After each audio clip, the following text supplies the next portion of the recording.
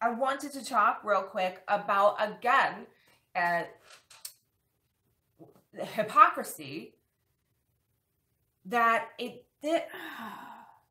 religious hypocrisy is one of the most frustrating things for me, because people, blows my mind. People will go to church and say prayers and give money to the church and say that they're Republicans because they don't believe in abortion and because Trump is Christian. And then they'll turn a blind eye to all the civilians that are dying in American air raids in Syria. And they'll turn a blind eye to any kind of human rights issues, that come up because of their Republican president.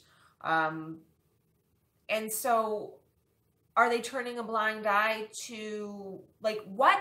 I haven't spoken to any Republicans or Trump supporters about the issue of children being separated from parents, but I can guarantee that they justify it.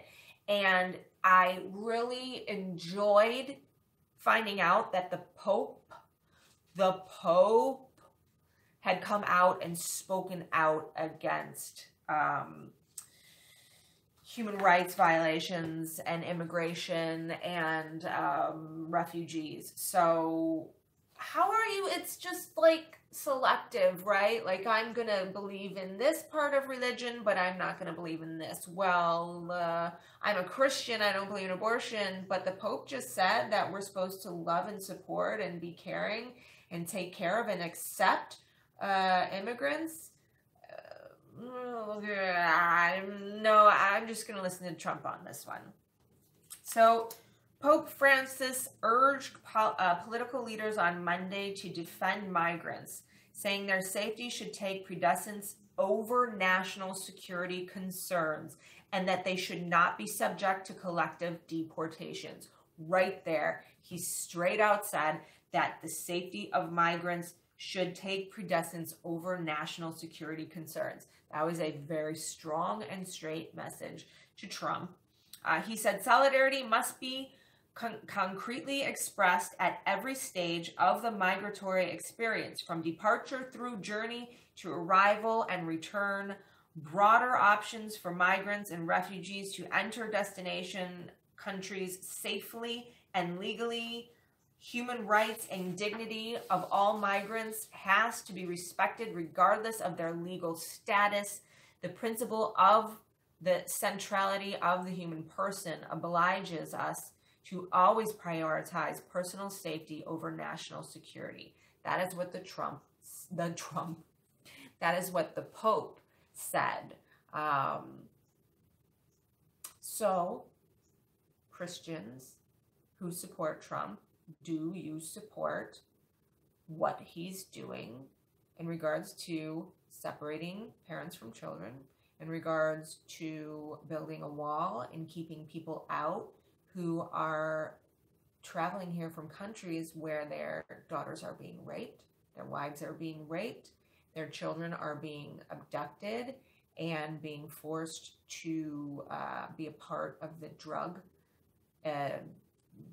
dealing, I can't think of the proper word, industry? Do you support that? Do you support that these families are crossing the border? Be real. You know they're families. They're not all bad hombres. They're not all drug dealers. Statistics have shown that the majority of people crossing the border in the past 2 years have been families. Families, young women, mothers, children.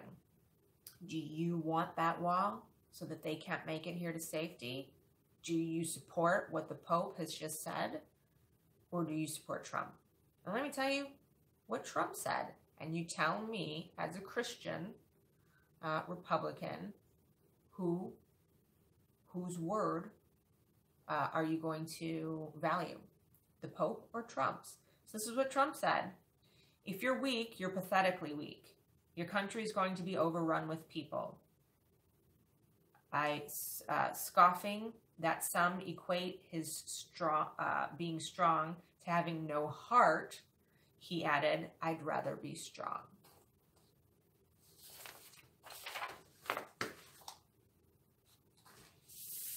I don't care about religion, political party. It is very clear in life, no matter who you are, where you live, what your ethnicity is, socioeconomic class, race, religion, sexual preference. None of this matters when it comes to deciding and knowing as a human being the difference between right and wrong. That's really all it boils down to. And hiding behind religion or hiding behind a political party or a candidate, that is your personal choice. That's on your soul. That's on your heart. Casting your vote for someone who might cause pain and suffering or death, that is you on you. No matter what your political affiliation is, you know inherently the difference between right and wrong. And when you see families suffering, children suffering, I don't care if they have the same skin as you or they're from a different country.